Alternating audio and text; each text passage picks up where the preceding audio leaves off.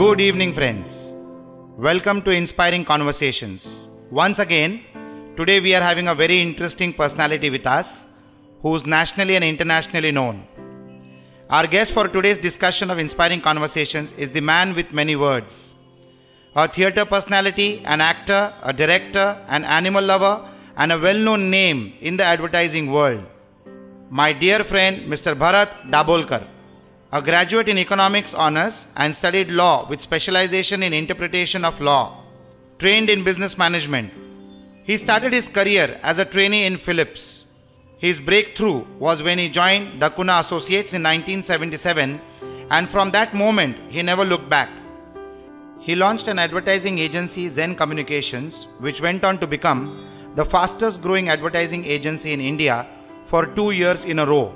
He has been a jury member of the All India Excellence in Advertising for the Advertising Agencies Association of India and the Advertising Club for almost 18 years. He has a number of awards in his pocket. He has won the Advertising Campaign of the Year award for Parley's Tetra Pak soft drink Fruity. He has won the Combined Advertising Excellence Trophy.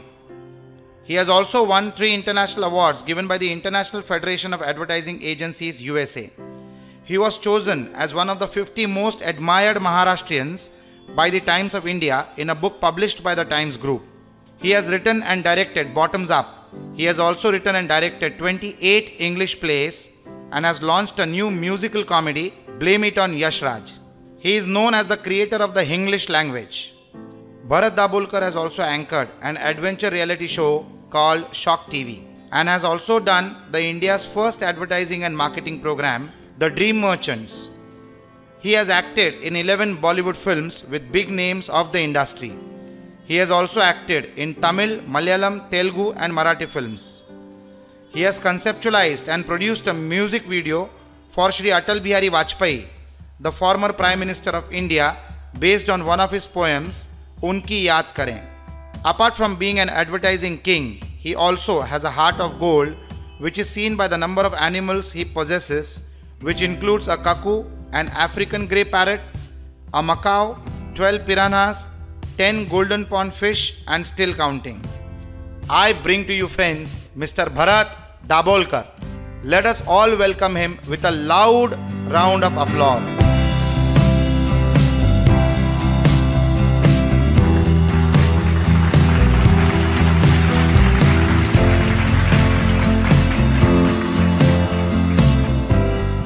We are going to have a very interesting discussion today.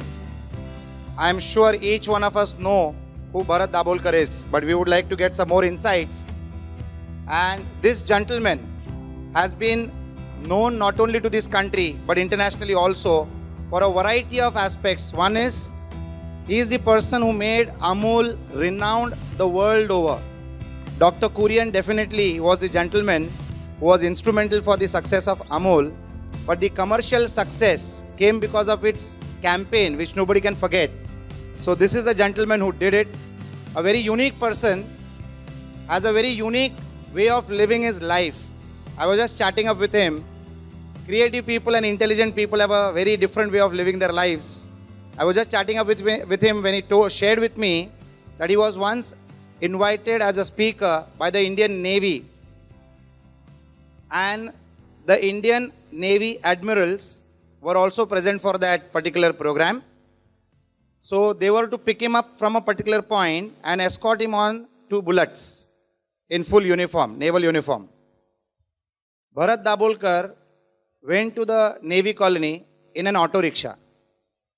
He has a private auto rickshaw which is fully transparent, and he went in that. These guys could not recognize him. He had to wave out to them. And then they escorted them, and you can imagine the scene, 2 fully uniformed naval officers and Mr. Bharat Dabholkar driving his auto rickshaw. In Mumbai, he lives in Chembur. He has a tree house. He has got his own plot and a bungalow. He has a tree house which has got 6 dogs, lots of animals. So he's a different person. I would like to begin by asking Bharat, who is Bharat Dabholkar, the entrepreneur? How can you describe yourself of being an entrepreneur? Can we begin with that? Well, I can't. But before I begin, I must thank you for calling me here. I say this because I have had very embarrassing situations when I am called to speak as a chief guest. A few years ago, a lady came to meet me. She was, I think, the secretary of the Indo-American Society's Ladies Wing. I think it's called Indus or something. And she came and said, Mr. Dabholkar, why don't you come to our club and talk to our members on advertising?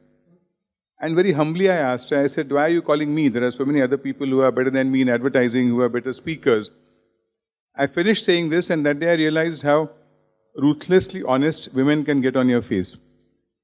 That lady looked at me straight in the eye and said, yes, Mr. Dabholkar, we know there are people who are better than you in advertising, who are better speakers, but most of them are out of town. And last minute we can't get anybody else, so why don't you come this year? Next year we'll try and get a better speaker. It happened once again. We have the Advertising Club of Mumbai, which is the largest advertising club in the world. We have more members than any other advertising club in the world. And that secretary came to meet me and said, Bharat, we have a team meeting, why don't you come and speak to our members? And I think I'm a sucker for punishment. I said, why me? And he said, no, this is just a team meeting, not too many people attend this, only office bearers and things. When we have a dinner meeting, we have lots of people attending, so we call good speakers. So when Rajesh invited me, I haven't asked him, why me? I know why me, don't tell me. Well, that is a fun part of it. I've been chasing him for the last 3 months, and I've just got him for this particular event. And 7 to 8 days back, he gave me jitters when he said, can you shift the date? I said, Bharat, the venue is booked, the invites have gone, the whole world knows it, the production is in place, I can't change the date. And you know the challenges of getting a venue in Mumbai. So after some time he comes back and he says, okay, no problems, I have readjusted my schedule. So that is how difficult he is to get. So just forget the joke part of it. No, so answering your question, being an entrepreneur, very honestly, I'm very bad at that because I have always looked at the creative side of every business that I started. In advertising, when I started, I was very honest about this, that I don't know much about business. I don't have that kind of business sense. So I had partners who had the business sense. So I think the first key to being a good entrepreneur is to know what your weaknesses are. You shouldn't go with the feeling that I know everything and I can handle everything. You can't. Everybody has limitations. Everybody has expertise in a certain area. And when I realized that my expertise was in creative execution of the campaigns that my clients gave me, I could not handle the business part of it. I had partners who took care of that.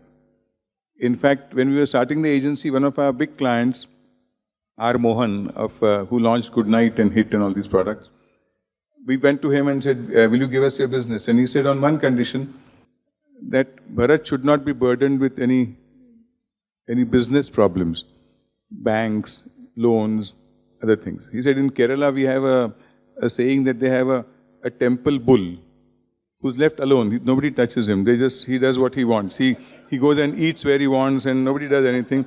So he said, if you can treat Bharat like a Kerala temple bull, then I'll give you our business. And so these guys said, yeah, I will treat him like a temple bull. And so the point being that I only took care of the creative aspect of the agency. The business aspect was taken care of by others, which is why it worked very well. The only thing that I did, I think, is that I thought ahead in terms of what we could do.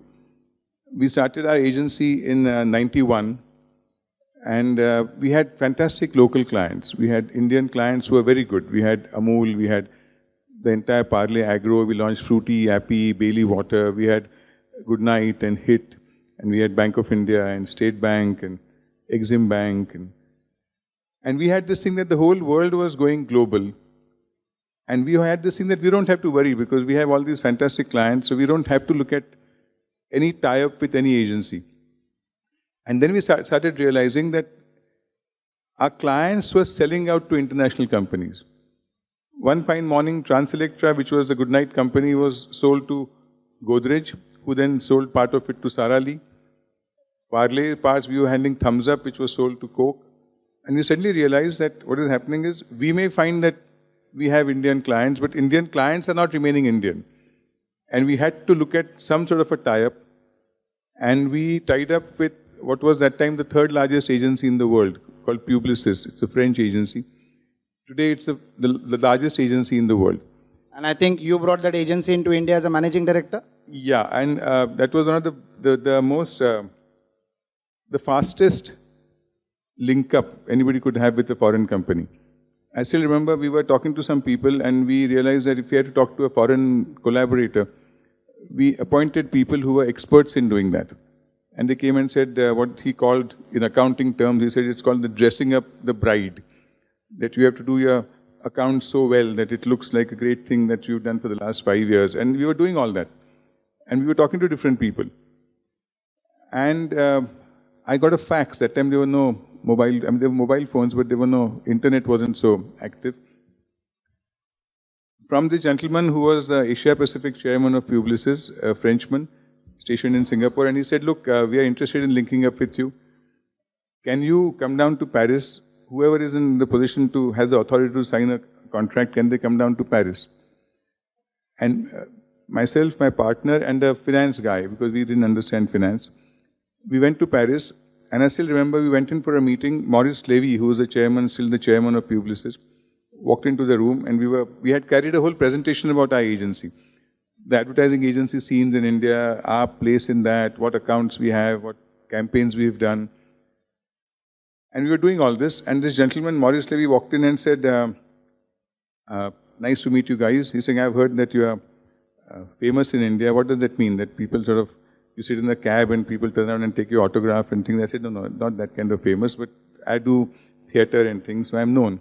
So he said, do you understand anything about finance? And I said, no. Then he said, then why are you sitting in this meeting? Why don't you come with me and I'll show you around the agency? And I went with him. My people sat behind and they finished that entire collaboration by the evening. The next morning we signed a contract with them and we became Publicis Zen in the next 1 day's time. And much later when I met him, I asked Maurice Levy, I said, I was amazed because people were thrilled that you could sign a whole thing like this in 1 day. I mean, of course, then there was a procedure of due diligence and all that. That happened later. But that contract that we will do this, the MOU was signed in 1 day. And I asked him, I said, how was that possible? And Maurice Levy very honestly told me, he's saying, Bharat, we are French Jews. We know our business. We know how to deal. We are buying agencies world over. We are linking up with agencies in every country on this planet. We know that when we start negotiating, you'll ask for 10, we'll offer you 5, and we'll settle for 7. So that's a formula we go by. We all know that you'll ask for more and we'll offer you less, knowing that we'll finally settle midway. He's saying what I like to do is, I like to come and meet people to find out if I like the people I want to work with. He said, when I walked in there, and when I said, do you understand finance? If you don't come with me, that's a sign to my people that I like these guys. I wouldn't mind working with them. Otherwise, I wouldn't take you around to show my agency. Then financial things don't matter because it's a question of negotiations. But if I didn't like you people, this deal wouldn't have gone through no matter how financially attractive it was. But he said that was a signal to the top finance guy, the CFO, that if I've taken Bharat out and said, I'll show you the agency, that means I like these guys, and go ahead and sign the agreement. And I think this is how great business works. I mean, the very fact that they're the #1 agency means that they've done the same thing world over. So I think business is not just about how your money part synchronizes, it's how you're dealing with people that you can get along with, because that's the long-term way of looking at this. Because money link-ups are very short-term. Things may change overnight, but if you like the people, it continues for a very, very long time. Now, we've had Publicis in India for the last 14 years, and it's working very well. Publicis is the largest agency. They own Saatchi worldwide, they own Leo Burnett worldwide, they own Japanese agencies. And I think this is the way they've grown, that they've bought into people. They have not bought into furniture and account books. So I think any business that deals with people and buys into people has a great chance of success. What could you say that, what transpired in that 1 day which could influence the deal to go through in just a day's time? What transpired? There must be a few statements, few information exchanges which triggered that. I think their account people were smarter than ours. They really knew that they really knew what to do a thing, and they, as he said, we are French Jews. He said you can't compete with French Jews. He said you can't compete with Jews, and French Jews are worse, he said. So I think it went off in a day because I think they were smarter than us. Bharat, we are all entrepreneurs here where we know the importance of branding, marketing and advertising. What we would like to know from you is, what is the difference and what is the similarity between branding, marketing and advertising? See, advertising is just a small part of marketing. Advertising is not, there's a wrong notion that people feel we have to be creative in advertising. Advertising has to sell a product. Advertising doesn't have to win awards. If you win awards because you've done something good, it's fine. Like for Amul Butter, we used to win an award every year. But Amul had an 80% market share. It still has the 80% market share. So Amul could do the kinds of thing it did because of two reasons. One is a great product. Good advertising can't sell a bad product. You can make a consumer buy it once. You can't make it buy it a second time. And the other was a guy like Dr. I think 90% of the credit for what Amul, the entire Amul organization, goes to this one man called Dr. Kurian. It's very easy to find creative people. There are millions of creative people. It's very difficult finding a client like Dr. Kurian. Here was a man who came and said, I know nothing about advertising. I know all about milk and milk products. I don't understand advertising, so don't come and show me what you do. Do whatever you want to do. I won't ask you any questions. Can you believe a client who was putting in good money behind a product? I'll give you an example. Why did Amul become so popular? Because it was topical. Every hoarding that went up wasn't brilliant, but it was very topical. And how could it be topical? I'll give you an example. If there was a Wimbledon final happening on a Sunday, and if there was McEnroe and Borg playing in that finals, I would do one hoarding on McEnroe and one on Borg. Give it to a hoarding contractor and say, whitewash the hoarding, put a scaffolding up. At night, 10 o'clock, you call me up.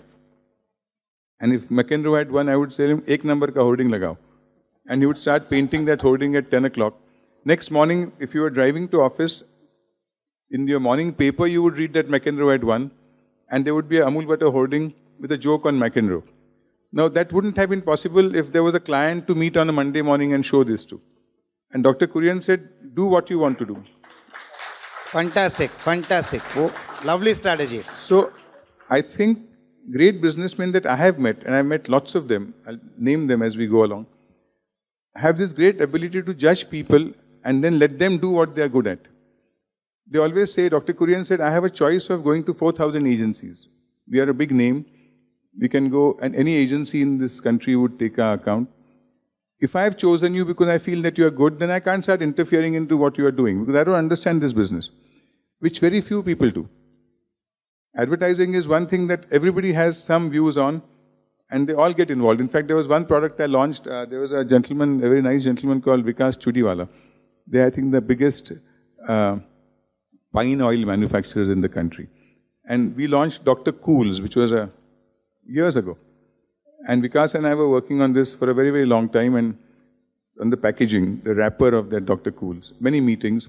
And finally, when the whole thing was almost ready, I went to his office at Nariman Point, and Vikas was sitting with his wife and his brother-in-law who had come from Jaipur or something. And Vikas said, Abhi, my brother-in-law has come. He is like a consumer. Unko dikhate hain kya hai. So we showed it to that guy, and he said, kuch maza nahi aaya isme, you know. So he said, agar ye bolte hain, he is a consumer, so let's change it. We had worked on this for so long, so I went back to my office. By the time I reached there, Vikas had called me up again, saying, Bharat, nothing to change. I couldn't say it in front of my wife. But my brother-in-law is an idiot. He doesn't understand much, but, you know, like we have a thing in Hindi that Sari Dunya ek taraf, Joru ka bhai ek taraf. So he's saying, I had to say this in front of him, but nothing to be changed. He's going back to Jaipur. Don't worry about this. But the point is, everybody has a point of view about advertising. About engineering, they may not have. You never argue with a doctor. You don't argue with an engineer. But with an advertising agency, every Tom, Dick and Harry has a point of view. And on my email, if I ever send you an email, I have a thing written which says, Camel is a horse designed by a committee. You know, if a committee sits down to design a horse, then everybody has a point of view. Somebody said, let's make his legs a little longer. You know, somebody says, let's give him a hump so he can hold on to him, so that it's easier to sit on him. At the end of it, you don't get a horse, you get a camel. So if you want a horse, don't have a committee. I always tell my clients, if we come to you with ideas, you don't like them, reject them in toto. Say, I don't like this, and drop it. Don't get 10 people to come and say, let's change this, let's change the color. And as I said, Amul worked because a guy like Dr. Kurian was there who did this. And because I used to do Amul and we used to win every award every year on outdoor campaigns, then Air India came to me. Air India once upon a time was as popular as Amul. I think when Bobby Kuka used to do that. And it wasn't that after Bobby Kuka, his agency couldn't have done it, but I think it was becoming more a government organization by that time. So Air India came and said, you do Amul and you guys win the awards, which we used to win earlier. Would you mind doing our campaigns? And I said, sure. And we started doing Air India. Now, to give you a comparison, if I had done a McEnroe hoarding on Air India, the Amul would go up, Monday morning it would be painted. Air India, Sunday the match would get over, then I would phone them up on Monday morning and say, I have done a hoarding on McEnroe. So they said, okay, come in the evening because we are in a meeting since morning. So then Monday afternoon or evening, I would go and meet them. Then they would say, we think it's pretty good, but the director is not in town. He's in Delhi. He's coming back tomorrow afternoon, so let's try and meet up in the afternoon. Then Tuesday afternoon, we would meet him. Then he would say, "ठीक है, but can we have a look at some alternatives, some other lines?" Then on Wednesday or Thursday, we would go with some other lines. Then he would say, "Looks fine, but that background color, instead of just having white, can we make it yellow or green?" By that time, the Air India hoarding would go up. It would be the next Monday, when it didn't make sense anymore, because by that time, lots of other things have happened. And the McEnroe winning Wimbledon has not been a topic that everybody wants to talk about. So the same clever hoarding would not have any takers because a week has gone in between. So in advertising, we always say every client gets the advertising they deserve. It's the same people who work on your campaign. So why does that same agency give some brilliant campaigns to somebody and they can't give even mediocre campaigns to some other clients? It's because the clients interfere. So advertising is a small part of marketing, but that has to be left alone to people. You can have a team that guides the agency, but if you don't interfere too much with the creative, you get great campaigns, and that's how you sell products. It's the great campaigns that sell products. I mean, when they did that Heavy Quick campaign, when Ogilvy did that with that fisherman sitting and catching the 3 fish, if they had gone and said, look, instead of using this guy, why don't you use Shah Rukh Khan because it will be better, then they could have done that. But that ad wouldn't have been as cute as it was. It was the casting of that thing, that guy was a sophisticated guy sitting there with all the fishing gear and this one little Malayali guy sitting with a stick and 3 drops of Fevicol. No, that's what made that so much nicer. See, using film stars is an easy way of doing advertising. Nowadays, advertising replaces ideas with film stars. And they're all called brand ambassadors. Actually, Bharat, even the politicians are being replaced by film stars. Yeah. Very soon you will see politicians acting in films now. Yeah, and they'll do a better job, But even film stars, since we are talking of that, calling them brand ambassadors is a misnomer. They are models, they're not brand ambassadors. Brand ambassador is somebody who lives the values of a brand. I launched Amul's health drink like Bonvita. It was called Nutramul years ago. And we used Dara Singh as a brand ambassador, as a model. Because we had done a survey and found that in whether it was south, east, north, west, Dara Singh was this icon of fitness and health. So using Dara Singh for Nutramul, you could have called him a brand ambassador. If tomorrow somebody was launching a petrol that's like a speed petrol, and they used Naren Karthikeyan, who's a Formula 1 driver, that's a brand ambassador. But if you use Shah Rukh Khan for Santro, that's not really a brand. I mean, what has Shah Rukh Khan got to do with a Santro? He doesn't own a Santro. He doesn't know about cars. So why would he be a brand ambassador? When you have Kareena Kapoor, who's a brand ambassador for a watch. No, why? I mean, I don't even know if she comes on time for a shooting. So, I mean, how does she become a brand ambassador for a watch? So these are models, and people, companies, because they can afford film stars, they are using it, and somehow agencies feel that if you have a Shah Rukh Khan, you don't really need an idea, which is very wrong, because some of the brightest advertising does not have film stars. And using a film star, I think the only film star who's really done well and sort of added value to the campaigns that they've done is Amir Khan, because he acts it out and things. Otherwise, just getting Amitabh Bachchan to just come and say, whatever, cool oil or some bank or whatever. People remember Amitabh Bachchan. They forget I've forgotten what that oil was. I just know that he advertises for some oil that is very cool. Very cool. Using anybody, it makes no sense. They're using film stars left, right and center. A film star is supposed to be, because they're known all over India and they're better actors than models, they can add value to what you're doing. But you have to have an idea first. They can enhance an idea. They can replace an idea. And I think a lot of advertising goes wrong because ideas are being replaced by either film stars or scantily clad women. That's another thing which is very stupid. I've never understood that. I mean, why do you have to be creative to have a girl in a bikini in your ad?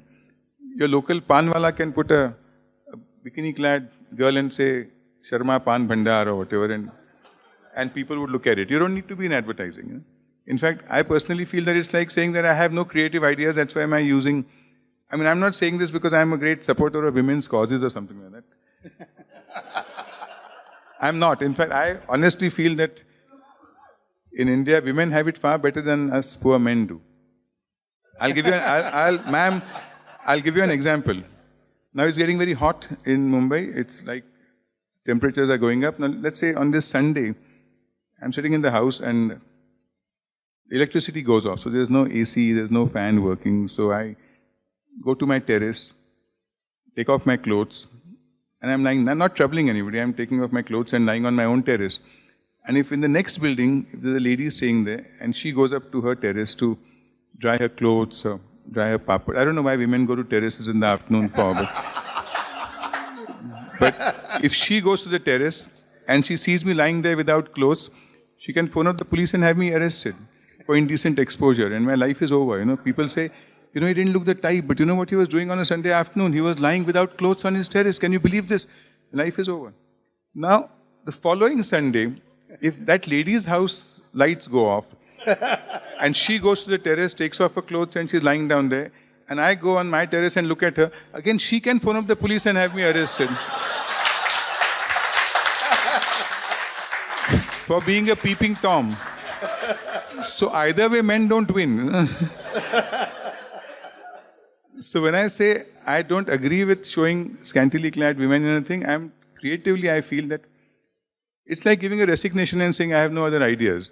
Because if I have a better idea, I don't need a scantily clad woman. I don't need a film star. I have an idea that works. Amul had a cartoon figure. It has a 80% market share.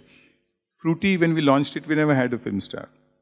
I launched all the Tata tea, all the teas of Tata tea. We never had a film star except in the south. At one point, we started using Mohanlal. But we used to just, in fact, advertise only the Munnar tea estates.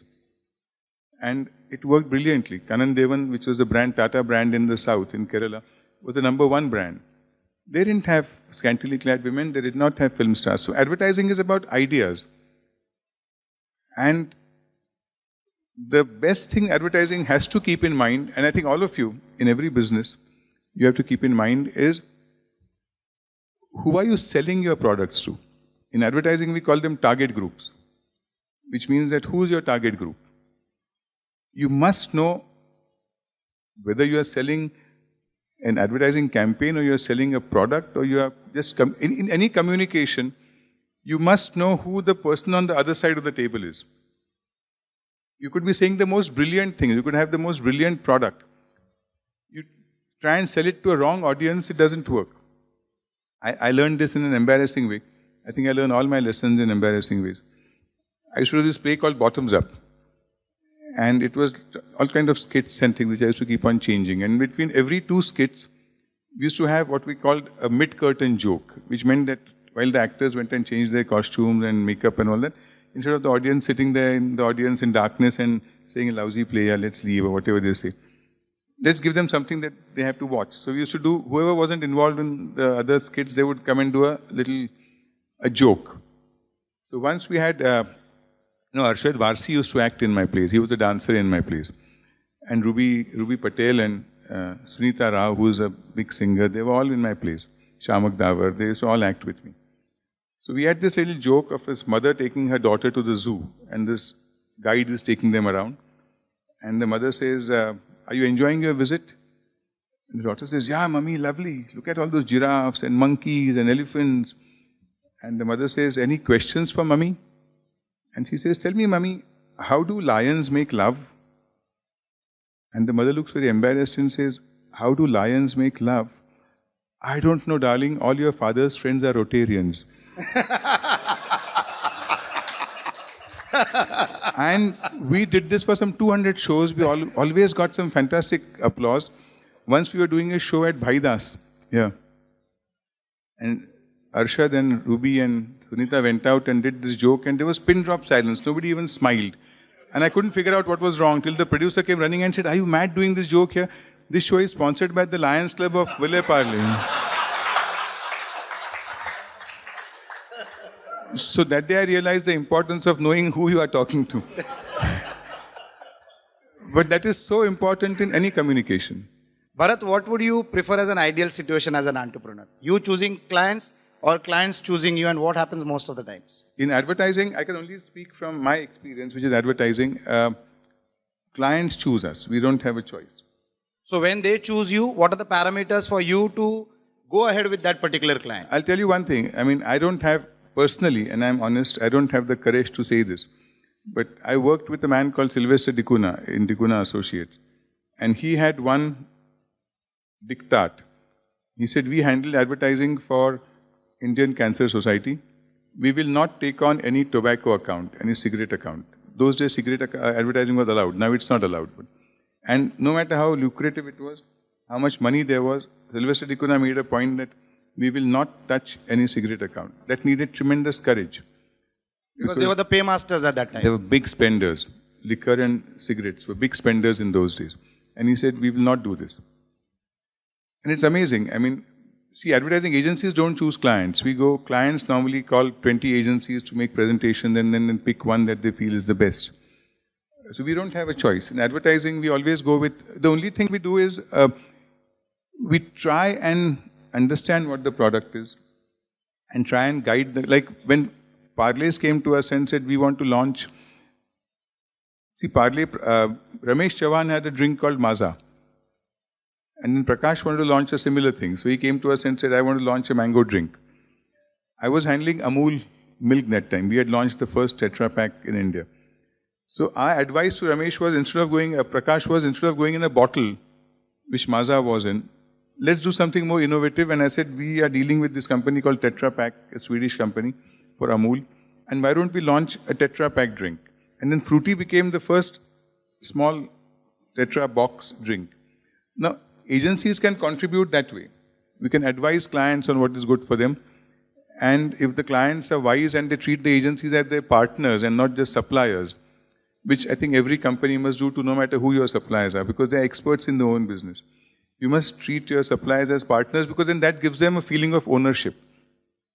If you keep treating all your suppliers and all the people that you deal with as just suppliers, then it's a money relationship. You pay them, they supply. But if you make them feel that they are a part of this business, they come up with some fantastic ideas. You have suppliers who come up with the kinds of suggestions that you could never get from your own company. So, advertising agencies contribute in these ways. We've done that. Companies or product owners or service owners, service industries, they engage advertising agencies so that they can get a step ahead of their competition. As an entrepreneur who's into the advertising business, how do you handle your own competition with fellow advertising agencies? See, advertising is all about, because things have changed now, but when we were in advertising in an active way, the world over, advertising worked on one principle of a 15% commission. And the clients never paid the agency. The media paid the agency. So if you had an advertising ad released in Times of India, which cost 1,000 rupees, you didn't pay the agency. Times of India gave 15% back to the agency. So it was a 15% commission business. So no matter which agency you went to, you didn't spend money because you are not paying the agency. Whether it was you went to Lintas or you went to Dicunas or Publicis, media was paying the agencies. So you are not benefiting in any way. So the only differentiator was a creative campaign that they did. So all clients used to call for creative pitches. And that's the worst part of advertising, is that you are constantly fighting to not just get an account, but retain an account. Because for big clients, I mean, if we had Amul, or if we had Tatas, or if we had Parleys, these were fantastic blue chip accounts. And every agency in town wanted to work on those. So they would keep on approaching these clients and saying, we have a better idea than what you're doing right now. And the client would say, okay, show me, because it's finally he wants to improve his own business. And we had to constantly be one step ahead of the competition, which meant that we had to constantly think more innovative, more creative ideas, which is what is, I think, stressful in advertising, which is why they say advertising is a stressful business, and advertising guys get drink all the time. It's because of that.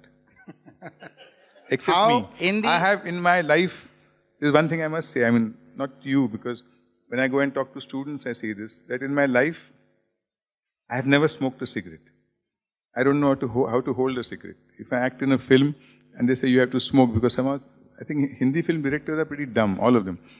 They somehow believe that a villain won't look villainish unless he has a cigarette or a drink or is chasing after a woman to rape her.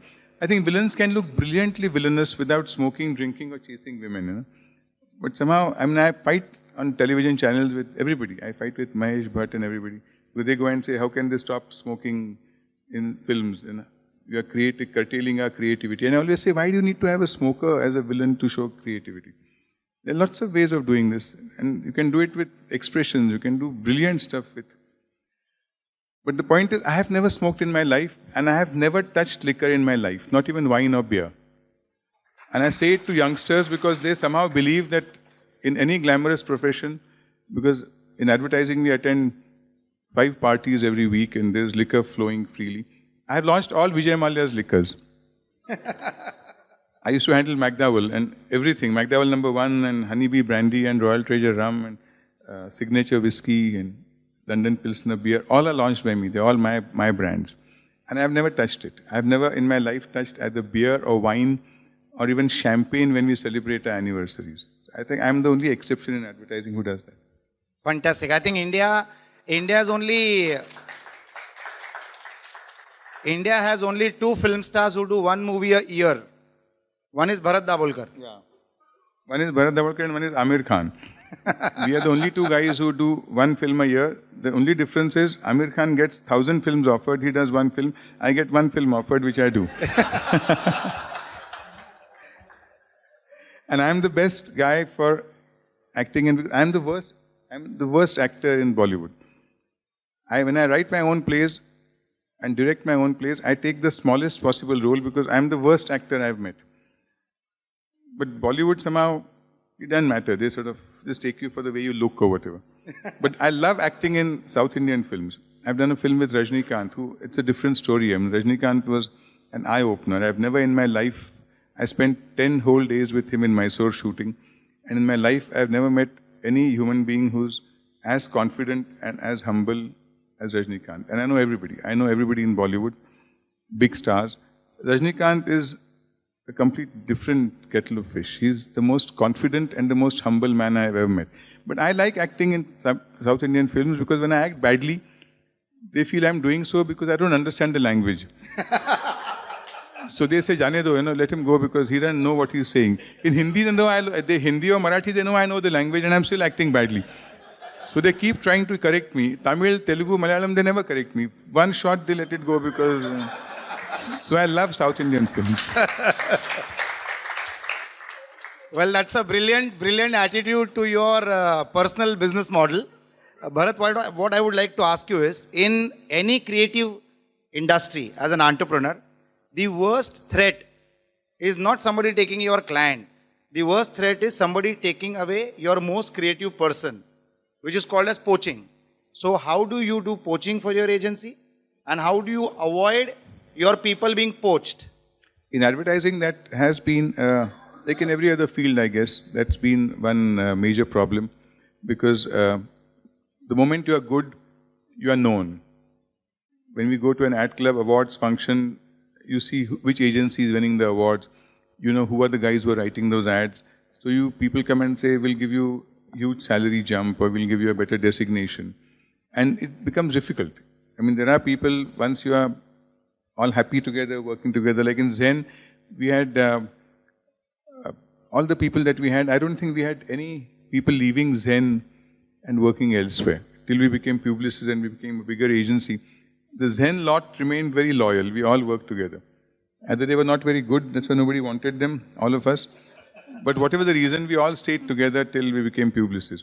But I think the bigger threat for most businesses is not poaching by other competitors, it's not knowing who your competition is.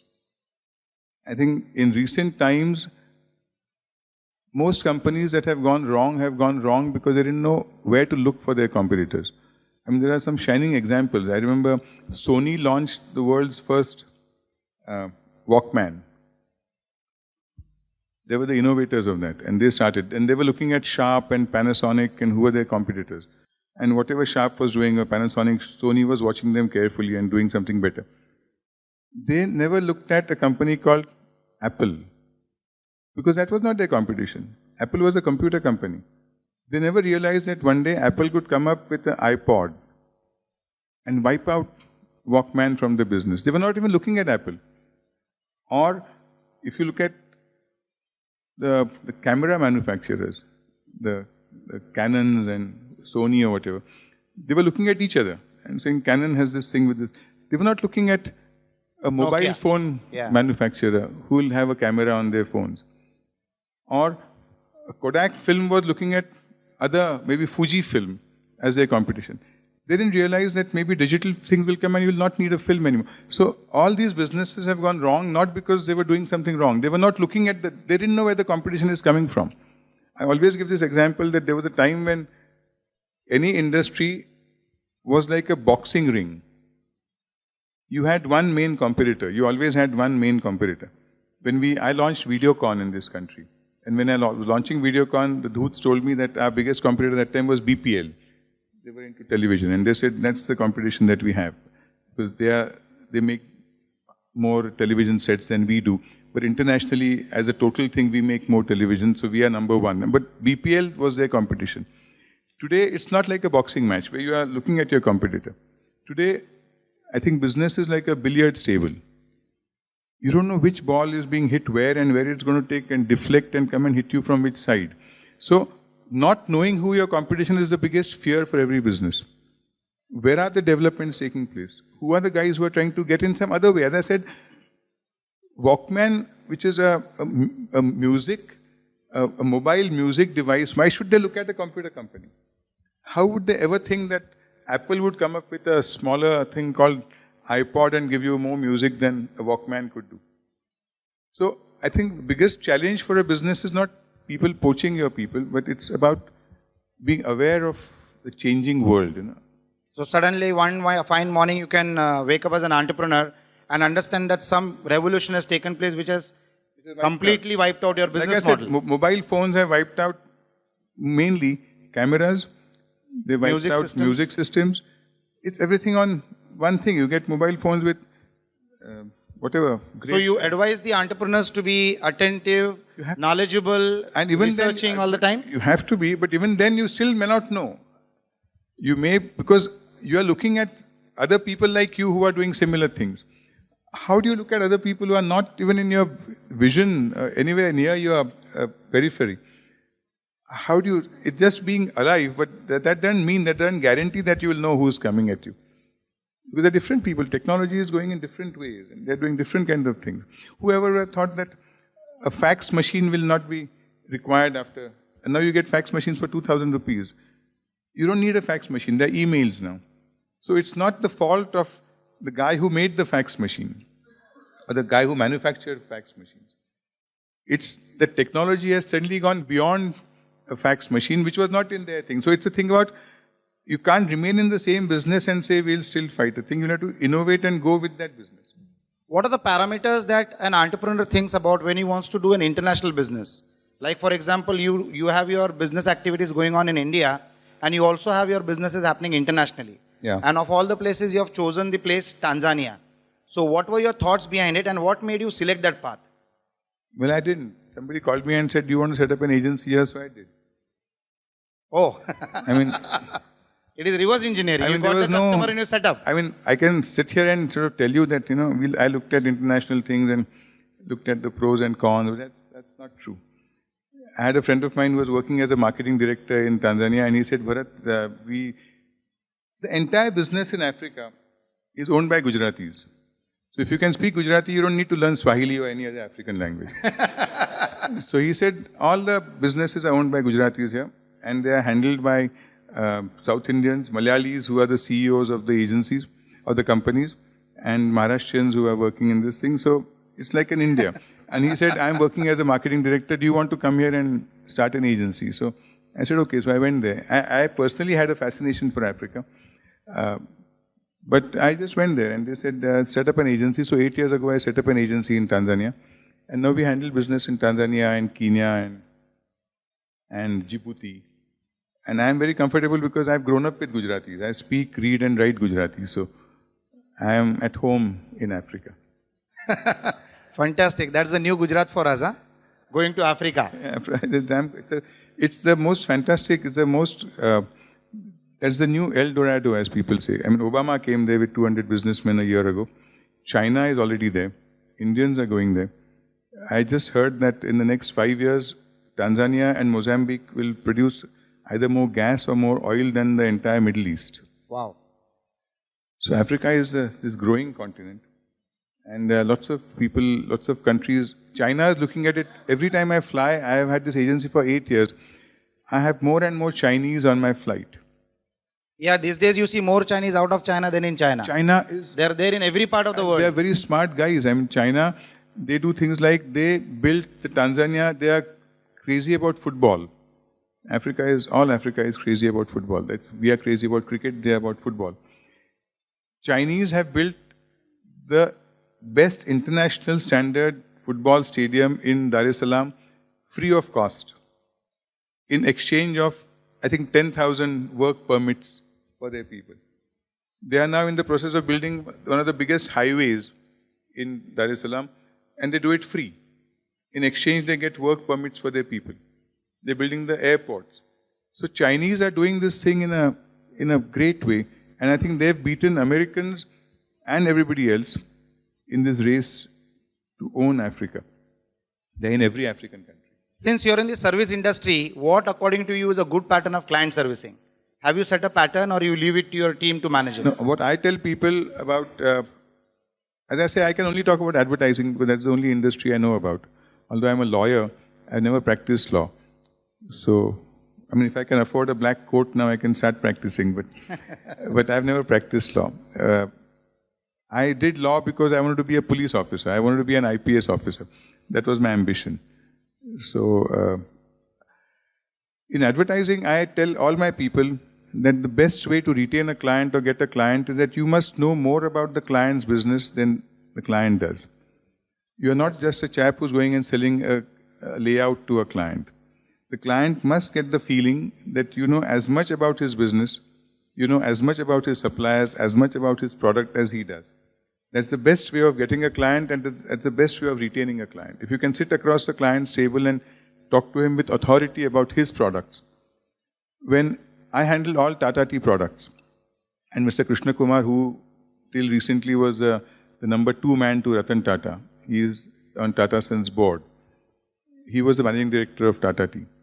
And when he took on 2 vice presidents from Hindustan Lever to join Tata Tea, one for South and one for North, he didn't ask them to come to Calcutta for training. He said, before you come to Calcutta, in Mumbai, go and spend 2 days with Publicis with Bharat, because he's handled all our products. Now, he had that faith that I know as much about, in fact, I know more about Tata Tea's brands even today than his managers know, because his managers keep on changing. I've launched these brands and I follow these brands. Even if I don't handle them, for me, they're my brands. So I haven't lost that sense of ownership. I remember once I launched Parle's Bailey mineral water, and I haven't handled it for the last 15 years. But some 5 years ago, I was passing near Prabhadevi, Siddhivinayak temple, and there was one of the delivery vans going from there, Bailey, and there was a spelling mistake on that. And I went back and called up Parle's, and I said, look, I don't know, I know that there was a van at this time at Prabhadevi, and that van had a spelling mistake. No, I don't have to do it. He's not my client. But for me, Bailey is still my product. For me, Fantastic, fantastic. That Bailey does well. I feel good when I see that Bailey is, in fact, if I'm in a flight and I get Bailey water, I say that's my product. It's not my product. I haven't handled it. I was just an advertising agency. But for me, and if people, my people start thinking like this, that this is not what we are doing just to get an idea through, but we are doing it because this is our product. And I want to know everything about these products. We didn't have to know about distribution of tea. When we were launching Tata Tea, Kanan Devan, I went with that time the general manager into small places in South. I went to Shimoga and I went to all kinds of places just to figure out how they do this. Who are the kinds of distributors? And they go and sit down there. And then he had warned me. He said, when you go there, if they offer you tea, drink it. Because it's an insult to these small town guys. If they offer you tea and don't drink it, they see it as an insult. So we used to keep on drinking tea, maybe 30 cups of tea. And you had to drink it. And those were not those days of light teas with green tea and all that. It was like hard, distinct tea. And you had to drink it. Because once or twice I said, no, I don't want tea. He said, no, that's very insulting to them. You have to drink tea. But we learned like that. We used to go with the client, do the market visits, go and find out what people are saying. It's good that the liquor clients don't insist on that. Liquor clients did. When I was launching these products for Vijay Mallya, I would stand there at a launch conference, sales conference, and I would stand there with a Coke in my hand. And once Vijay came and said, that looks very bad, We tell everybody that he's the guy who's done this campaign and all that. And you're standing with a Coke in your hand. At least hold the drink. Don't drink it if you don't drink it. I said, what difference does it make? They said, no, Bharat, they would not believe that you could do a good campaign for a product if you haven't used it yourself. And pardon my saying this, ladies, but I told him, I said, Vijay, I launched a sanitary napkin for you last year. Which I did. We launched a sanitary napkin for him called Freedom. He owned one of these companies which had that thing. And I said, look, I came for that press conference, that sales conference, so it doesn't matter. So the point is, I was told that I must drink. I think it is fun having an advertising agency. We should all together float a company and start an advertising agency. I think it's time for questions now. I'm sure the audience is going to have a good time asking you questions. Let us start with Swati Barve, who will ask the first question today. Come on, Swati. Can she have the mic, please? Yes. We need to be rapid with our questions. Yeah, good evening. And good evening. I'm really glad to ask first question to you. And it was brilliant and you're really brilliant. My question is approximately what percentage one should keep aside for advertisement?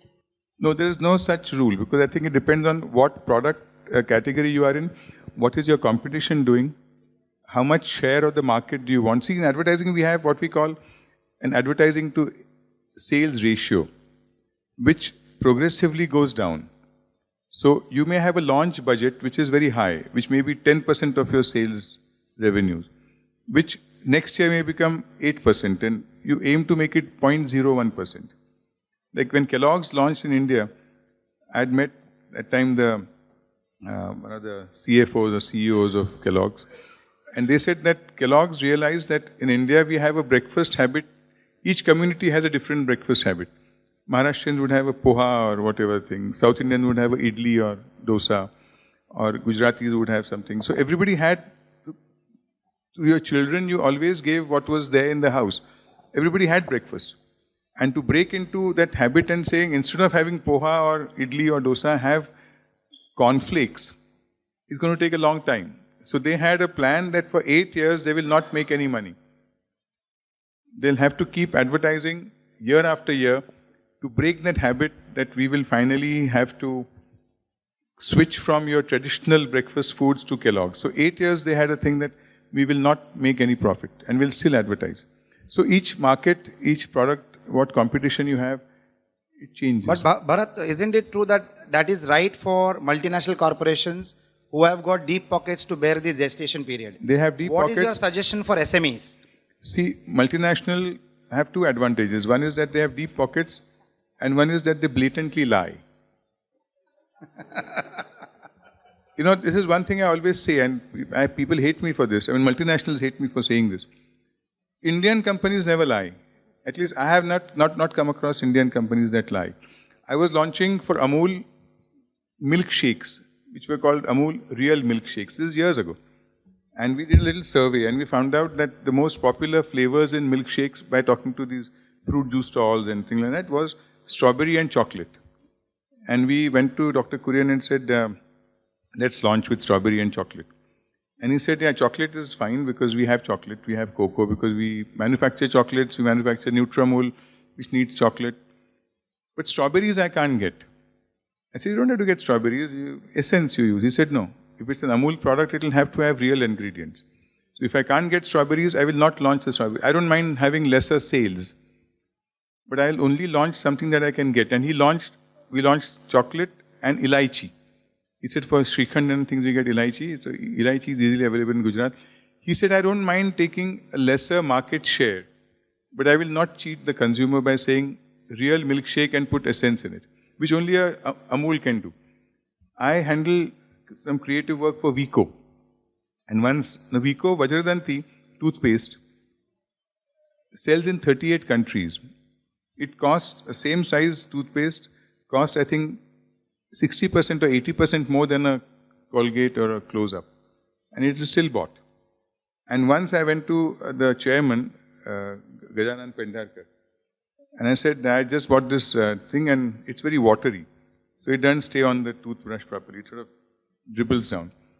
Can't you do something about it? He said, no, Bharat, what happens is sometimes the bark that we use has more moisture.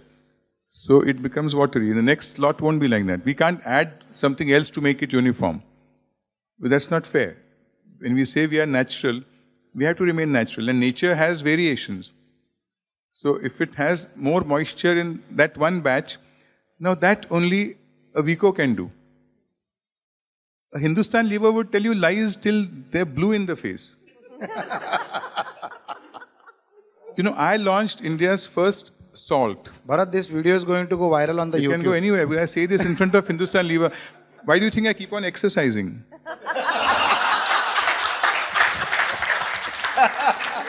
That people can hate me, but they can't do a thing to me. They have to be far away from me and talk from a distance or send me hate mails, but they can't do anything else physically to me. No, the point is, I launched India's first Tata salt, was the first iodized salt. And you know why salt is iodized? Because there are certain hilly areas in India where people in their normal diet don't get enough iodine. So they suffer from goiter. So iodine is the only preventive so that you don't get goiter. So government made it compulsory that you add iodine and make it iodized. So your salt has, so your normal food gets iodine. Hindustan Lever launched a salt called Annapurna.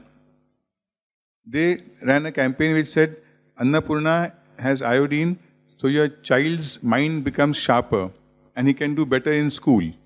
And they had a cute little kid who came running with a trophy and said, Mummy, I got a trophy, and said, Annapurna salt did that, beta. And because they have so much money, people start believing this. Kellogg's comes and says, Kellogg K will give you a figure that your husband will drool over in 15 days. How can you believe that no matter what Kellogg's tells you, that if you eat those cornflakes for 15 days and do nothing else, you'll have a fantastic figure like Bollywood film stars. Unless there's a small print that says, eat Kellogg's K, run for 4 hours in a day, starve yourself. Maybe there are other small print things. But this is lying to people. Cornflakes can't give you a figure that your husband will drool over. You have to do workout for that. You have to diet for that. You have to do all kinds of mad things to do that. Now, an Indian company won't do this. Kellogg's would do it. A Hindustan Lever would do it. Kellogg's would say iron Shakti. Now, how much iron would a bowl of cornflakes have? That it gives you iron Shakti. They had actually ran a campaign where they showed that when the man started eating Kellogg's cornflakes, his memory became great. And there was some theft in his house and remembered the number of the car where they stolen his property. Because he was eating Kellogg's cornflakes. And people believe this. Now, Indian companies would never do this. Multinationals lie through their teeth. So it's no great shame. We don't have to sort of look at multinationals and say they're great guys. They're not. We Indian companies are far better. Sidhu. Yeah. After Sidhu, this Russell. Good evening, Yeah, sir. Sidhu. So with the launch of HD TVs, channels, they say that you will be able to enjoy a movie without an ad. So what is the next innovation which the advertising agencies See, are doing anything without advertising is not a great idea because advertising takes away the great financial burden. It subsidizes your product. If Times of India or your whichever paper that you buy did not have advertising, you would have to spend maybe 150 rupees for each copy. If your Star TV did not have advertising for their sponsored programs, they'll not be able to show you the kind of sponsored program with the kind of production values that they have. Then they'll all look like the old Doordarshan programs used to look. Why Star TV and Zee TV can do all this is because they can afford to spend 5-8 lakhs per episode and make all those fancy, all these programs, all the women look like they're dressed for a wedding even when they get out of bed, so they can't afford to give them those kinds of clothes unless advertisers sponsored it, So advertising But is I good. think Sidhu was also wanting to know that if this type of strategies come out, But you it does. need connection. In US, it's working very well. Because of the but you have to subscriber pay, cost being high. But you have to pay more. Yeah. They always say that you can get this channel for $5, but if you want it without advertising and without interruption, you pay $15 or $20 or whatever. So if you're willing to pay more money, I think in India that's soon coming, that they'll come with a thing saying, it's already there. And it'll keep on increasing. That they'll say, but very honestly, why would anybody do that? I personally find that advertising films are far more entertaining than some of the programs. You're better off watching those films rather than watching the programs. They're far better. They're better looking people. They're nice concept. They get over faster. So it's much more fun. Yes, Russell. Bharat, hi. It's wonderful hearing from you. I still remember the joke. I was in college at that time, the one about lions making love. Yeah. The question I want to ask you is, given that online and mobile are growing so exponentially, what would you say is the impact on creative from an advertising point of view in that medium? Also, given that in television you've got the 30 seconds, in billboard you've got that time, in online you've got a couple of seconds. Here we're talking about dynamic content, we're talking about click-through ratios. Yeah. How would that impact creative? See, digital advertising is the big thing today in advertising. Because every agency, in Publicis worldwide, we have a thing, we've started a whole division called Dialogue. Because what digital and internet and the social media advertising has done is, it has stopped making advertising a one-way traffic. You're not just talking to a consumer. It's a dialogue now. They can talk back to you. And that's the most growing field. And that's very scary. Think of it that if let's say you bought a Godrej refrigerator, and if you weren't happy with it, in the past, all you could do is write to Godrej, go to the shop and say it's not working. If they didn't satisfy you, you could write to Godrej, whoever, and say, I'm not happy. And nothing happened. Today, if you do that, and if nobody replies to you, you put it on social network, saying I bought thing, and maybe 10,000 people would read that. And next time they would say, I was just reading on Facebook that Godrej, don't come back to your thing, let's not buy Godrej. The moment it becomes interactive, it becomes a dialogue, it's great for both the parties. It's good for the companies because they get honest feedback, and it's good for the consumers because they now have a say in the matter. And digital advertising, it's going to keep on sharpening things. When I got into advertising, there was no television advertising, so there was only cinema advertising. And cinema films were 1-minute films, so there were 60 seconds you could tell a thing in. By the time I got into it, television started, it became 40 seconds advertising. Or we could even do 1 minute because and that time they had 2 rates. On Doordarshan, they had 2 different rates. If you showed stills, slides, it was 1 rate. And if you showed a moving film, they charged you double. But it became a 30-second commercial. Today, it's getting more and more, it's shrinking more and more. So it's now becoming 10 seconds because the costs are phenomenal. Which is damn good because that is what is sharpening creative minds. Even when we do a 30-second commercial, we all take into account that 7 to 8 seconds will go for the final product shot.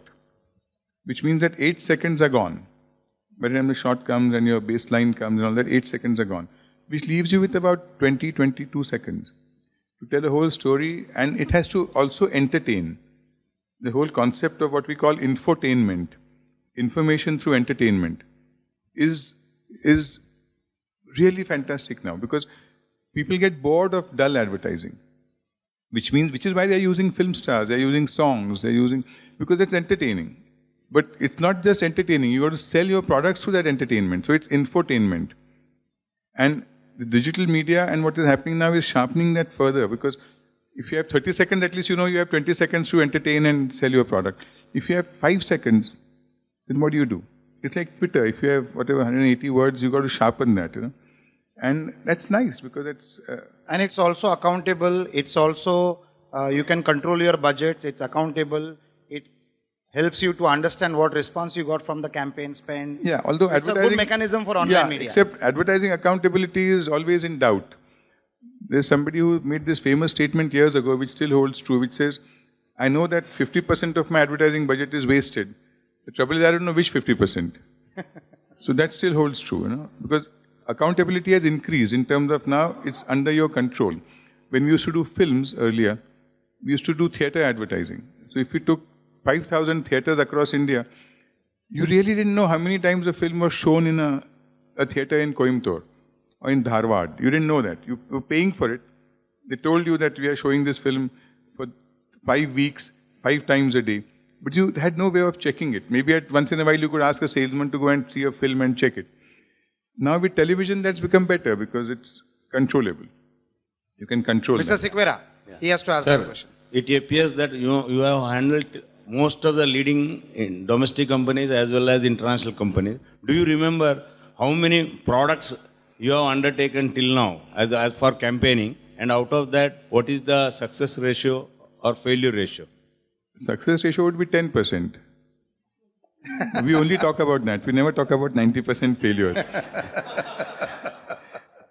But yeah, I have handled a lot of things. There was a time when we used to say we've handled everything that from early morning you start eating, we've handled that. I've handled Britannia bread, I've handled Amul butter, I've handled Tata tea, I've handled Tata coffee, I've handled Britannia biscuits. So I've handled Bank of India, State Bank, Exim Bank, Good Night, Hit. It's Sandoz, Calcium Sandoz, Glaxo's D, all the liquors. We handled the Indian Cancer Society campaigns. A lot of it. Now, then we handle L'Oreal and Nestle, Maggi. I've forgotten what all things we've handled. But but believe me, in all our life, whatever I have done, why do we always talk only of Amul butter or fruity? Because they worked. We don't tell you about the campaigns that didn't work. And there were many more. For every one Amul butter, there were maybe 50 which didn't work. And they didn't work for odd reasons. I don't know if you have time. Can I tell him? Yeah, sure. That didn't work. I launched India's first, the most expensive tea in India at that time. It was called Prestige. Tata's had launched it. It came in a metal can. And it was that time very expensive. And I had this great, they were launching it only in Delhi at that time. It was only limited stock. And they said, let's launch in Delhi and then we'll see how it goes. And I had this brilliant idea that I went on this belief that, all of us, the way we dress and things goes in a certain way. That there's a time when we wear these kinds of clothes because we can't afford anything better. We use cotton shirts or cotton trousers, then we earn more money. That time we used to go and have polyester, nylon shirts, or terry-cotton trousers. And then you start finding that as you go up, everybody starts dressing similarly. So even your peon in the office dresses the same way. Then to differentiate yourself, you again have to start wearing the clothes that you were wearing when you were very poor. So you stand out. So my whole thing was, if it's the most expensive tea, the person who drinks it won't be dressed very well, because everybody is dressed very well. Even a Brook-Bond tea drinker is dressed very well. So I created this campaign which had Shekhar Kapoor acting in it. He was a friend of mine. And he directed the film also, and he acted as a model also in that. And the whole thing began with there's Shekhar sitting there with a cup of tea in his hand, and he says, life, नौकर चाकर शोहरत पैसा बहुत ज़रूरी है, लेकिन सबसे ज़रूरी है prestige. Prestige hona zaruri bahut hai. And then as he is talking, he's sitting like that. He's wearing an ordinary t-shirt, faded jeans, and he's sitting like this, and he has a hole at the bottom of his shoe. And he's sitting and talking. And as the camera starts pulling, you realize he's sitting in a helicopter. And the helicopter takes off, and he is the owner of that helicopter. And it takes off, and he's still talking. He's still drinking tea and talking. And the helicopter lands at some place, like a mud island kind of thing. There's a huge bungalow, and there's a party going on there. And they're all commandos, his bodyguards and dogs. And he gets down from the thing. And you realize that he is that rich. He's filthy rich. I mean, he's dressed like that, but he's very rich. And then he is surrounded by the crowd, and he looks back and he says, so as I was telling you, in life, money and all that is fine. If you have prestige, that's more important. But if you have other things, it's so much better. And I thought it was a great film. We launched that film, and it bombed very badly. Because I hadn't taken into account how Punjabis think. I took into account the people that I know in Bombay, how they think. That they think that it's okay to wear casual clothes. I realized in Delhi, if you're rich, you have to dress like a rich man. You have to have a BMW. You have to be traveling in a Mercedes. You have to wear a international, foreign brand watch. So they thought that this is the bhangi ka chai hai. Ye kya hai? Matlab, dressed who's... They wouldn't drink it. They wouldn't touch it. Because we were promoting an image that they didn't want to buy. Because they wanted to see a rich man should look like a rich man. This is where we go wrong. We always think, I'll give you another example. I mean, I don't know how much time we have. Because we want more questions actually. But the problem is he'd asked me a sensitive question about failures. About success, I could have finished talking in 10 minutes. Failures will take me a long, long time. I launched a tea, again a tea for Tata Tea called Agni, which became the #1 tea at that point of time. And I had done that tea as a tribute to Indian women. So my slogan, my jingle was, I don't remember the full jingle, but the operative part was, Shakti ka hai roop yahi, Agni hai yahi, Naye samaj ki ummeedon ka pratik hai yahi, Agni chai. And to present to the client, I collected clippings from different films of women who've made it. We are talking about women empowerment now. That's become a very cliched, fashionable term to use, but this is years ago. But my whole thing was, these are the women who've made it. So I showed a police commissioner as a woman. I showed a judge woman. I showed a pilot as a woman. I showed a professor as a woman. And we tried testing it. We tested it in all the big cities, Mumbai, Pune, Delhi, Kolkata, Bangalore. Fantastic response. The women loved it. Then we started showing it in small towns. And we got a completely different response from the women in small towns. I remember we went to a place called Chandosi, which is in UP or Bihar on the border of that. And there women said, listen, we have no ambitions like this to be all this. And whatever our family likes, our husbands like, we bring. For our daughters, we have ambitions. And you wouldn't believe this, that the most respected profession across India, from Kerala to Bihar to wherever else, was teaching. They said, we would like our daughters to be teachers. And they said, you've shown all this woman being a police officer and a pilot and all that. You haven't shown her taking her children's studies. You haven't shown that woman sharing tea with her husband when he comes home. You haven't shown her doing Karwa Chauth. And we suddenly realized that we were talking to women that we meet in our cities. There's a whole India there where women think differently, where men think differently. And we had to change that concept. We had to then add in a shot where the child came running and the mother was taking his studies. And the husband came home and the mother was sitting with him and giving him tea. We had to have, for this, we had to have a Karwa Chauth shot. We had to do that because if you were selling it all India, we were not just selling it in urban centers. And it would have failed if we hadn't taken these corrective actions. Calcutta had a different thing altogether. Calcutta said, we don't want to see all this. Here we have a thing called Pada discussions, where everybody gets together and they keep drinking tea and chatting on every subject, and every Bengali has a view and he can talk on that view for the next 2 hours, and everybody sits together and they keep drinking tea. So give us a tea that can keep on giving us more cups of tea. So we actually had a different commercial made only for Bengal, which showed that there's a para discussion and they're fighting about Rabindranath Tagore and everybody has a point of view and they're shouting and then they're saying, Acha, aur chai leke aao in Bengali. And that lady in the house says, look, now no more tea. Tell them if they want more tea to get it from their own house. So they say, don't worry, we have Agni Chai that gives you more cups of tea. So each city, each region had a different, and you could fail if you went by what you saw around you. I mean, if I had to sell a tea to women in this room, I may sell it differently because you have different ambitions. But the Chandosi woman doesn't think like you. I mean, she at that time thought that my husband is, we all thought we should go and get married to women in Chandosi because they were such lovely women. They all said, "Hamara kuch nahi hai, jo bhi unko pasand hai, hum wo karenge." So we all said, we are in the wrong city, let's go there. Can you help launch a tea which can make the woman think like that? I think we should do reverse now. I think Kunal has a question. Yes, Kunal. Very good evening, sir. Good evening. My question is relevant to professionals. In many lines of work like lawyers, doctors, CAs, you cannot solicit work through advertising. Yeah. So how do these professionals create a brand of their own? See, even in advertising, I'll tell you one thing. Media advertising makes people aware. But the credibility is most through word of mouth. You believe what your friend tells you. You may read a huge ad in the papers. You may see a full page ad in Times of India, whatever paper. You may see a commercial for any product 10 times a day.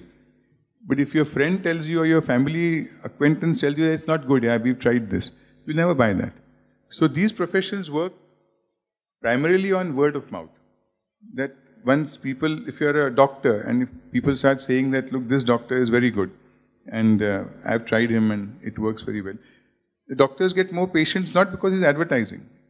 His patients, previous patients become his advertising campaigns. And that is true even in product terms. When you use something and you say, I tried this and it worked, that is the best advertising you can ever get. Media advertising just makes you aware that there's a product like this and it can make you buy that thing once. It can't make you buy it again. If Rizwan. Yeah. Hi, good evening, Bharat sir. I wanted to ask you what kind of advertising and marketing should a fitness brand use? See, I was involved when Gold Gym was being launched. They'd come to me and said, let's launch, we are launching a gym here and things like that. So for a gym They came to you as an agency or as a model? They came to me as an agency. And in fact, Leena Mogre was involved in that time. And then she headed that thing. Because we had initial meetings we had together. So they didn't want to advertise the brand, but they wanted to know how to come into it. But see, fitness brands, like the ones that I've handled were, like as I said, Nutramul we handled, which was a health drink for children. There we could, because we had the budgets, we had Dara Singh, and we had all these kinds of things happening. But fitness brand, a lot of people still don't understand how valuable this whole segment of fitness has become in this country. You know, Godrej has a thing called SoFit, which is this thing drink, soya drink. I'm not the agency, but I know the people, so I try to tell them that, look, there's this huge fitness wave, and if soya is protein, let us forget everybody else. Let's launch this as a great protein drink for an after-workout drink or a pre-workout drink. They didn't have the guts to do this because they don't know that there's a huge segment there. This whole fitness and body beautiful, what Bollywood has done, all the six-pack abs and things like that.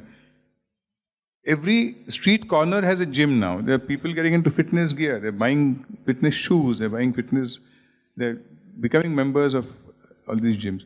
And if you can slot your drink to cater to those people, it could work very well. It's a huge market, but very few people understand this. This whole thing of segmentation of a market. They say, no, we want to appeal to everybody. There's nothing like appealing to everybody. You must decide that this is my primary target group. I'm only talking to men and women who go to gyms. And there are thousands of them. In Delhi, every street has maybe 4 gyms. And if you just say, I want to launch SoFit to only cater to these people, they'll sell more SoFit than they're selling now. So fitness is a huge market, which very few marketing guys have realized. They're not aware of it. We'll take one last question now. Nagu wants to ask a question. Yes. Mr. Bharat, really fantastic. Okay. You're on a roll and you're an amazing storyteller. Got to tell you this. And we're thoroughly enjoying ourselves. My quick question to you is, now you were saying that competition realizes competition, but they really don't see the competition that's coming over. For instance, Sony and stuff like that. Do you in the advertising industry look at competition as competition, or do you have a competition that you have not looked at? That's one part of my question. Second part of my question, how do you look at social media? You were originally in print, and then it was TV media and social media. Is social media adding to your business, or is it a threat? It's adding to our business, but social media, the importance and the relevance has not been recognized by everybody. So I just met somebody who's a vice president in charge of the social media thing of a very big agency in Mumbai. And he said clients always complain about giving us budgets to advertise in that. They would rather spend that money on IPL matches because they know that thousands of... See, it sometimes becomes clients are not wise enough to know that it's not what they see. It's what their consumer is seeing. It's not what their friends see. A lot of people get influenced by the thing of that we all sit and watch an IPL match, so we must advertise with IPL. They don't realize that maybe there are people who are not watching IPL and we can reach them through another medium. So, how you spend your money and how you break up where you are spending the money depends on how wise the advertiser is. An agency could advise them, but they have to be aware that, see, most clients go by the thing of what they like and what their friends like. If you advertise with me, and if I do something for you, advertising for your product, and you go for a cocktail party and all your friends talk about this, you think it's a great campaign. Because everybody's talked about this. You haven't figured out that, but you're not selling to your friends. You're selling to some people who are living in Dombivli, who you don't even meet. When I launched London Pilsner, there were these two lovely ladies who used to own the brand. Lawyers, Inia Lawyer and Bhaktawar. And I went and told them that, your thing is called, don't say London Pilsner, nobody calls it London Pilsner, they call it LP in those days. She said, don't be stupid, nobody calls it LP, they call it Pilsner. I said, listen to me, they call it LP. So they said, hello, she called her sister and she said, tell me, when we go to the club, what do they call? I said, which club? They said, Willingdon Club. So Willingdon Club called it Pilsner. But Willingdon Club was not buying quantities of London Pilsner beer. There were these bars at Vadala and Malad where people go after office and drink. They were buying that drink. But people go by what they see around them. They don't look at who their consumer really is. If they can be aware of this, that my target group is not Willingdon Club. They may buy 20 cases, but the Malad pubs are buying 200 cases. So I need to find out what they are saying and not what my friends are saying. If they are aware of that, that's a wise advertiser. It always works. And his one part of the question was, how do you look at unknown competition to your business, advertising agencies? We can't. We are as bad as everybody. At least I am. Maybe there are wiser advertising guys. But so you need to wait till it comes and takes you over. Till it hits you. Yes, Lopa, last question. Yeah, sir. When an ordinary brand or a regular brand, how can advertising put it into the next league? How can you put a regular brand into a different league altogether with, do you have some example where you with the right advertising? The right advertising. Yeah. I mean, most brands are so similar today. There was a time when brands had product advantages. I launched Seat. I launched that Seat Rhino I created, and I launched that Bond Tough. That time Seat had told us that we have the technology that no other tire company has. We have the toughest tires, so we could do that Bond Tough and thing. Today, every tire company has the same technology. So all products are very similar to each other. Internationally, they've done surveys and found that I think 85% or some such huge figure of people can't tell the difference between Coke and Pepsi in a blind test. And I think over 65% people in a blind test can't tell the difference between Coke and Sprite. If you don't show them the color, don't show them the label and make them drink it. This is internationally.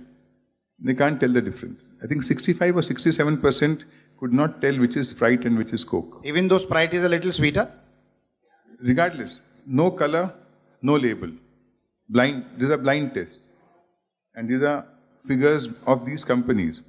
So the only thing that can take your brand to a different level is if you can create some innovative ideas around that. I mean, I didn't start Amul. Amul wasn't my creation. Amul was already existing. The Amul baby existed, the Atali Batali line existed. I just Indianized it. But when Amul was launched, if they had done what every other butter was doing at that time, then there was, I believe, Anchor Butter of New Zealand, and there was a big butter called Polson's, which was the leading brand at that time, much before my time. And if they had stuck to doing a similar thing by saying that we have a creamier butter or more golden, your family loves it, they would have got lost in that thing. But then it would have been who spends more money.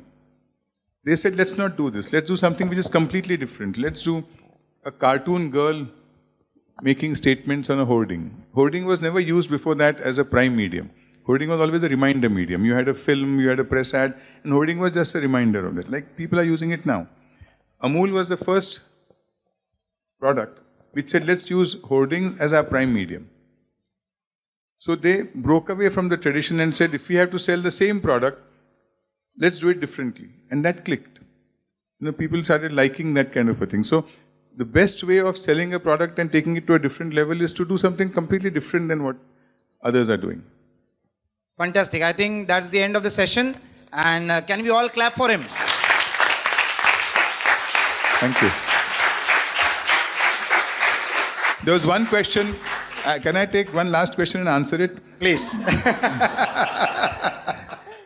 There was one question that always gets asked of me whenever I go and talk at institutes and things, is that they say, you created this language English. And they say, I am called the father of English and things. And I always tell them that, look, there is nothing as intelligent as that.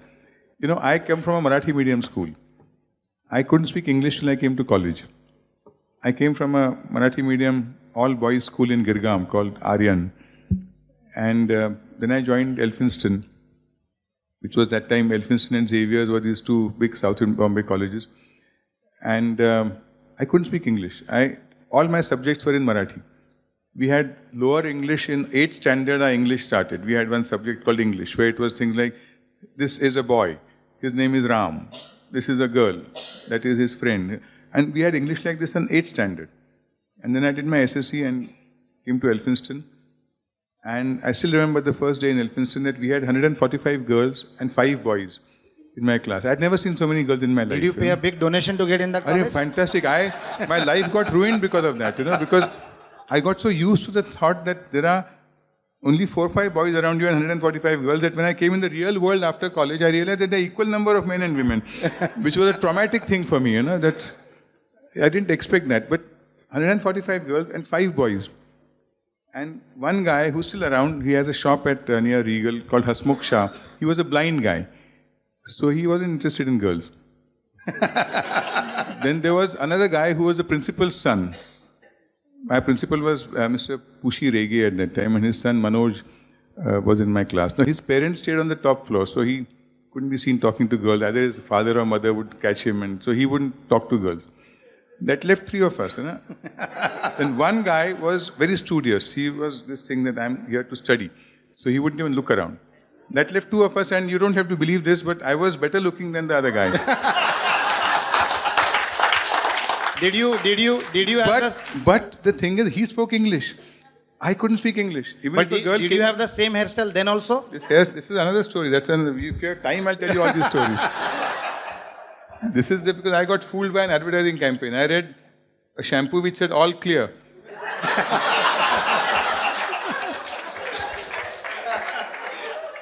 So, even if a girl came to me and said, shall we bunk the next lecture and go for a film? I would answer that in my mind in Marathi first. I would say, मी आईला घरी जेवायला येतो म्हणून सांगितलंय, तर मी येऊ शकत नाही. Then I would translate that in my mind. I have told my mother I am coming home for lunch, so I cannot come. Then I would say that 2-3 times to make sure I am saying it properly.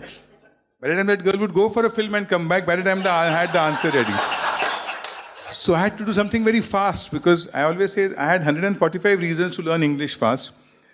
And I realized that I used to get stuck, all of us who come from Marathi or Gujarati or Hindi medium schools, we know English. It's a conversational English that we get stuck in, because we do not know the correct words to use in a sentence. So I started using a Marathi word. I knew Gujarati, so I started using Gujarati words. And suddenly that became fashionable. People said, that is a fashionable new language. And Bharat is a creator. It wasn't some creation, it was a handicap that I had. So I had to do a thing like this. So Last question. Lovely, lovely. Thanks a lot. Thanks a lot. I think we should all applaud for. Wonderful. That's how much they have enjoyed. This video will be watched by thousands and lakhs of people world over.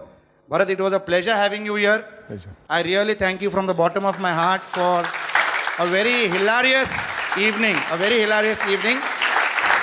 I would like to request Shugra to hand over a memento to you.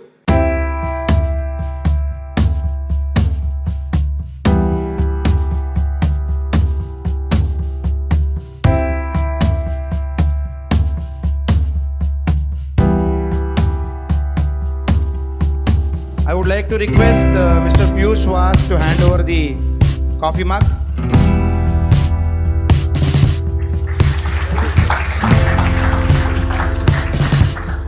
I would like to request Mr. Sikwera to say a word of thanks before we conclude. I am very thankful to Mr. Rajesh for having invited us, but at the same time, I am a little angry on him because he cut down the wonderful,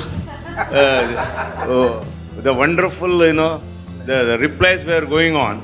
So he abruptly stopped him and started question and answers. I think we would have been happy to be more to hear him. I think really, I am 64-year-old. Of course, my hair also says that. Okay. He uses a white dye. Anyhow, I have never heard till today such a successful person in business, in the future. At the same time, so humorous, so simple. We are very, very happy today to have him. Thank you. Thank you. Thank you, friends.